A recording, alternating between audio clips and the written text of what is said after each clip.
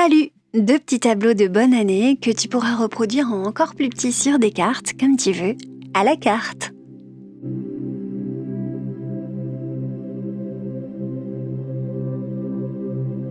Tu peux commencer par le tableau le plus facile et, si tu préfères, tu peux aller à l'autre évidemment.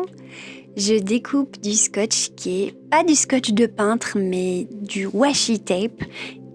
Je sais que celui-là, il s'enlève très très bien, donc fais quand même un petit test avant parce que certains peuvent être corrosifs et abîmer le papier. Celui-là, non, il est nul. Si tu veux faire des paquets cadeaux, il tient pas du tout. Par contre, pour ce genre de jolis motifs géométriques, tu vas voir que ça va être très utile. L'objectif, c'est juste de circonscrire ton aquarelle et d'obtenir un motif de montagne. Donc, le dessin, il n'a pas besoin d'être méga précis à partir du moment où ça fait un genre de petite montagne. L'idée sera de travailler par couche en mouillé sur sec. En gros, la méthode est méga simple, c'est que tu vas faire une première couche, attendre qu'elle sèche, et ensuite la deuxième couche, tu la feras par-dessus. Pour cette première couche, je vais la faire en 2 tons. D'abord le haut de la montagne, dans une couleur assez claire. Je prends mon céruléum, je passe par-dessus le scotch, on s'en fiche, c'est fait pour ça. Si je dois laisser un petit peu de blanc, c'est pas grave, c'est très bien, c'est des montagnes. Je fais quelque chose, d'assez plat, c'est vraiment le but.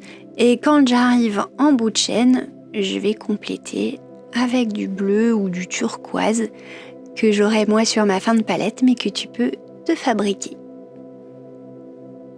Là, je suis carrément en pinceau sec et je vais donc aller me chercher quelque chose de plus foncé pour que ça fuse, parce que là, j'avais du foncé très liquide, là, tu vois, de tout près. Du coup, ça m'arrange bien. Je veux quand même qu'il y ait un dégradé entre 2 couleurs. Et je fais pas particulièrement attention aux marques, parce que je sais que c'est ma première couche en fait.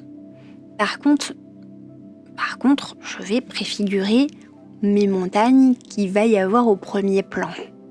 Eh oui, je sais qu'elles sont bleues, tu vois, donc autant en profiter. Donc c'est pour ça que j'ai fait ces espèces de petites arcs de cercle. Ensuite, on sèche bien, comme je te l'ai dit, par rapport à la méthode. On sèche bien.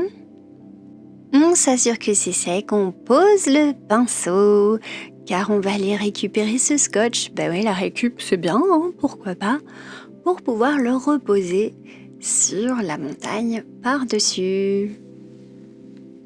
Voilà, c'est tout simplement comme ça que j'ai fait mes 2 couches de montagne géométriques. Pas mal, Vraiment, ce scotch-là, il s'en va très très bien, parce que sinon, on peut pas faire ça. Oui, allez, Félicia, prends le temps, voyons.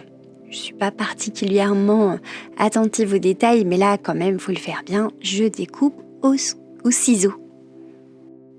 Voilà, pif, pif, pif, on accélère, on n'a que ça à faire, voili, c'est bien fixé. Je vais pouvoir aller peindre ma 2e couche. C'est absolument inutile de faire quelque chose de beaucoup plus foncé.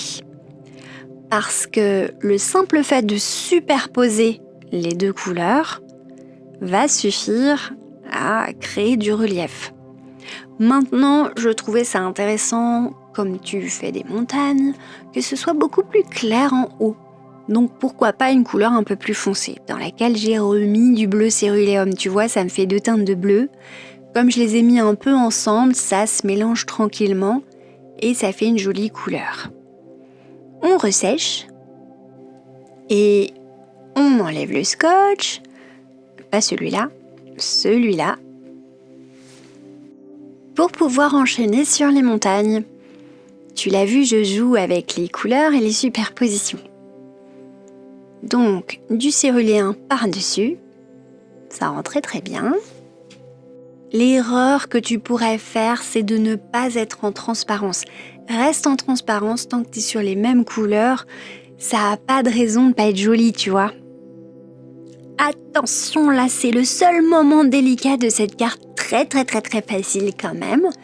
Je superpose, c'est pas grave si c'est en transparence, encore une fois, je préfère. Et je ne sèche pas. Non. C'est justement ici que je vais aller faire mes sapins. Donc du bout de mon pinceau, tout de suite, sans attendre que ce soit sec, ça va permettre que ça se fonde dans ce qui représente les collines de devant.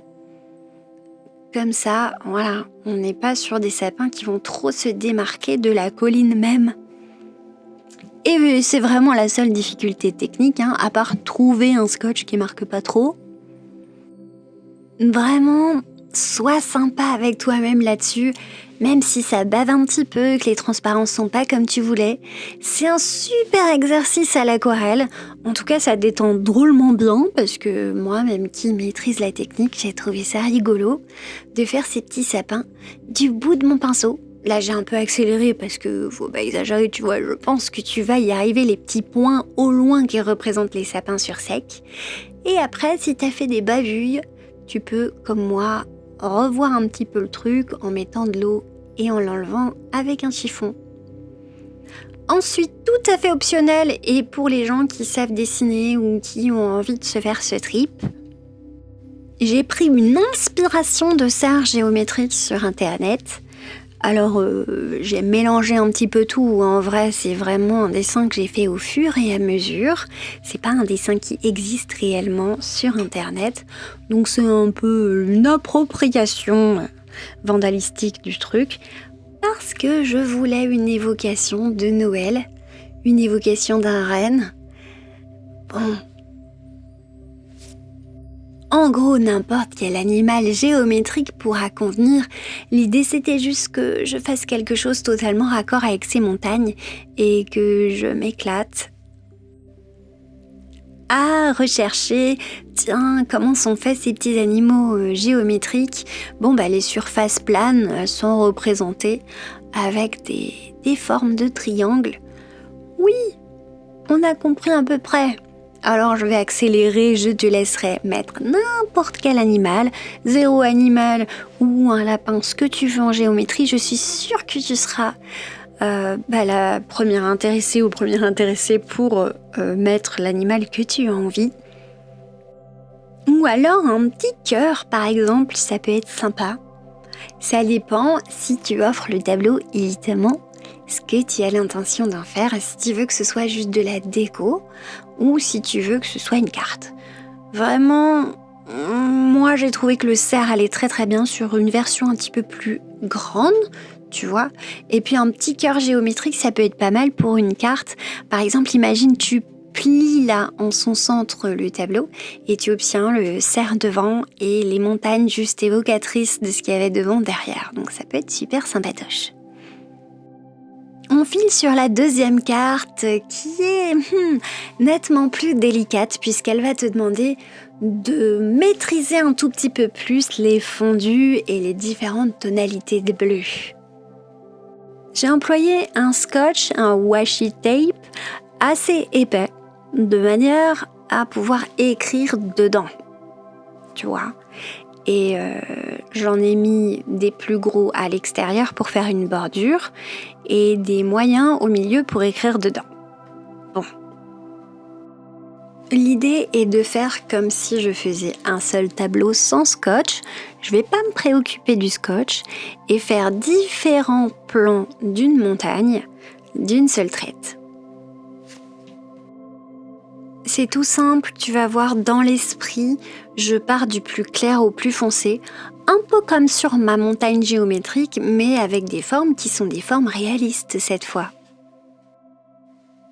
Je prends encore une fois quelques petites inspirations de formes de montagne, mais c'est vraiment pas de la copie, c'est vraiment juste pour me rappeler un peu, me remémorer et bien sentir les formes des montagnes.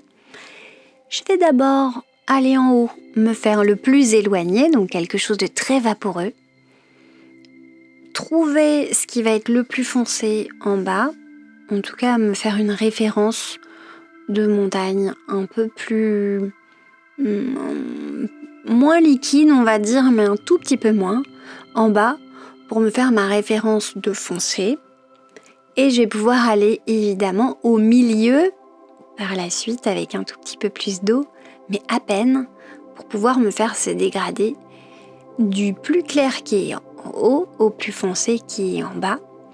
Là, vraiment, sans prêter trop attention au dégradé, juste je regarde une zone après l'autre et je vois que clair en haut, au milieu, moins clair, foncé en bas, hop, c'est bon, je suis dans les clous, j'ai ma première couche. Mon timing est correct dans le sens où en haut, c'est déjà sec, je suis déjà accompagnée à l'aide de ma valeur moyenne mon pinceau pour créer la deuxième couche du haut qui est une montagne un peu plus dans la brume mais un peu plus marquée en termes de couleur, égale à la valeur du dessous. Ça a l'air compliqué quand je le dis, mais si tu le comprends, tu vois que je fais juste que rajouter un tout petit peu de pinceau par rapport au précédent. C'est très très léger, un tout petit peu de couleur, très léger. On est un peu moins léger et on travaille quasi dans le mouillé, dans quelque chose de peu mouillé, mais quand même, il y a une première couche de peinture, quoi, pour pouvoir aller poser la couche la plus foncée, qu'on dégrade à peine. Je peux laisser des traces de pinceau, hein, c'est pas grave, au contraire, ça me permettra de faire des petits sapins au fur et à mesure. Du coup, pratique, tu vois. Je peux laisser un peu de blanc parce que ça fait un effet brouillard. Donc mon dégradé, il est pas franc. C'est juste que plus je vais aller vers l'avant, plus je vais utiliser de couleurs, moins je vais utiliser d'eau. Et je peux utiliser à la fois du céruléum comme ça, mais aussi du Winsor ou du bleu marine, quelque chose qui va aller vers l'outre-mer. Je suis toujours au céruléum, je pose mes sapins, mes petits sapinous là comme ça dans les couches en mouillé légèrement. Même juste le fait de poser le pinceau, tu vois, ça fait une suggestion de sapin. Du coup, finalement, ça fait comme si tu suggérais des superpositions, des formes de montagne. Ça me demande pas trop de travail, j'emploie juste la pointe de mon pinceau avec un bout de sa tranche, tu vois, en penchant légèrement le pinceau. Et ça suffit pour évoquer les sapins. Plus ils sont loin, plus ils sont petits, donc le bout de mon pinceau a bien suffi. Pour le tiers du bas, je vais ajouter au céruléum un peu de bleu Winsor là, et pas beaucoup, tu vois, ça change pas trop la couleur, mais je vais descendre tranquillement et faire des sapins plus gros. Comme ça, ils ont vraiment une tête de sapin bien présent. Je fais attention à ce que ma forme du haut et du bas soit compatible, tu vois que c'est comme si ça se suivait.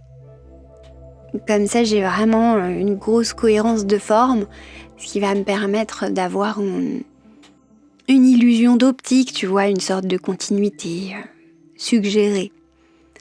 Alors là, j'y suis carrément avec mon bleu Winsor. On voit que j'ai changé de couleur là, tu vois.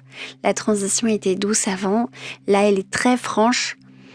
Je vais dans le mouillé et je remets des petits coups comme ça de couleur dans le mouillé pour faire comme s'il y avait une succession de sapins tout en laissant un petit peu de place pour que les formes se détachent les unes des autres.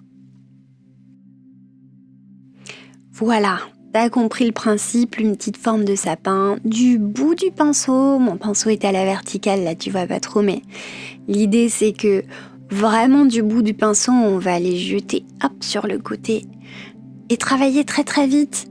Parce que plus tu travailles vite, moins tu fais attention aux formes et c'est ça qui va faire le côté naturel et réussi. Si tu nous fais quelque chose de trop aligné, ça sera moins naturel. Là, je suis le flow, je travaille rapidement. Et une fois que j'ai fait ça, j'ai toute cette petite rangée de sapins, mais je vais pouvoir aller mettre de la couleur beaucoup plus foncée encore au pied de ces sapins, de manière à me faire un dégradé du foncé vers le clair, mais cette fois en partant du foncé. Et comme c'était de la couleur pas trop liquide, ça va fuser, mais modérément juste ce qu'il faut pour suggérer des sapins. Et c'est comme ça que je vais finir avec mon dégradé le plus profond. Mais pas trop d'eau, sois pas trop stressé par ce que tu fais.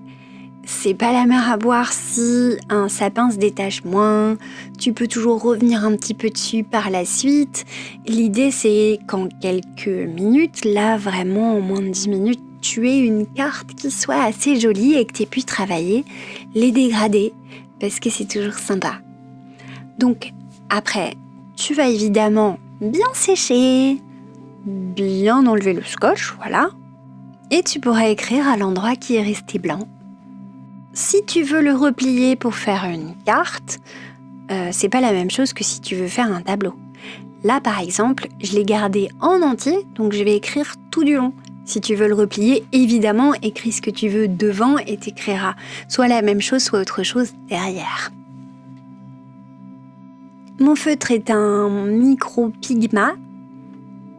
Voilà. Et j'ai fait quelque chose de pas du tout calligraphié, là, très bâton. Je trouve ça rend pas trop mal. Ça pourrait être un peu plus épais, mais j'aime bien. Est-ce que tu as fait des progrès grâce à ces 2 cartes? Est-ce que tu as trouvé ça marrant? Écoute, je te laisse me répondre. Notamment, mets-moi un like, abonne-toi si ça t'a plu. Et à ceux qui sont déjà abonnés, bisous et bonne année!